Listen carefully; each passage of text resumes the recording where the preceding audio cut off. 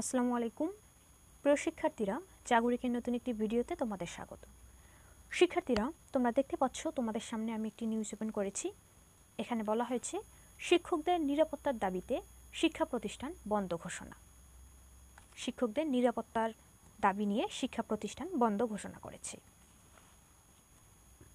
এটি প্রকাশিত হয়েছে 31 আগস্ট 2024। এখানে কি বলা হয়েছে দেখো।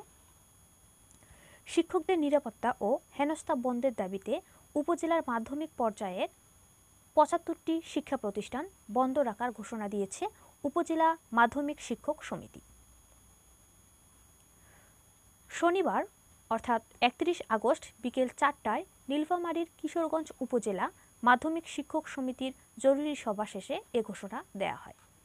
শিক্ষার্থীরা, এ ঘোষণাটি দেওয়া হয় নীলফামারীর উপজেলা হচ্ছে কিশোরগঞ্জ, সেই কিশোরগঞ্জ উপজেলার যে মাধ্যমিক শিক্ষক সমিতি রয়েছে এই সমিতিতে জরুরি একটি সভা ডাকা হয় এবং এই সভায় শিক্ষা প্রতিষ্ঠান বন্ধের ঘোষণা দেওয়া হয়।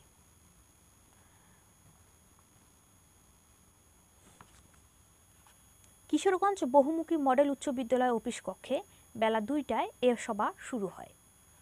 এই অংশগুলো আমাদের দরকার হবে না। এরপরে দেখো, শিক্ষক সমিতির সভাপতি গোলাম আজম জানান, কিছু অসাধু চক্র স্বার্থ হাসিলের উদ্দেশ্যে কোমলমতি শিক্ষার্থীদের ফুসলিয়ে ও ব্যবহার করে উপজেলা শিক্ষা প্রতিষ্ঠান প্রধানদের উপর অন্যায় অবৈধভাবে নির্যাতন, অপমান, হেনস্থা এবং জোরপূর্বক পদত্যাগের চেষ্টা করছেন।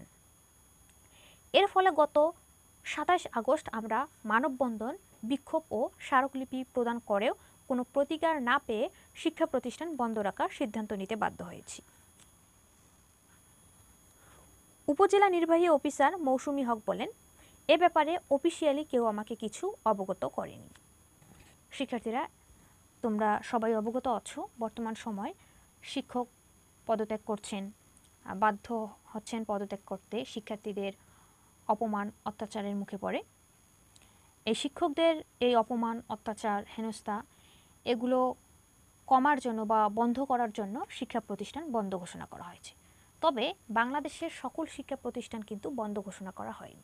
এখানে লেখাই আছে উপজেলার মাধ্যমিক পর্যায়ের ৭৫টি শিক্ষা প্রতিষ্ঠান বন্ধ রাখার ঘোষণা দিয়েছে উপজেলা মাধ্যমিক শিক্ষক সমিতি।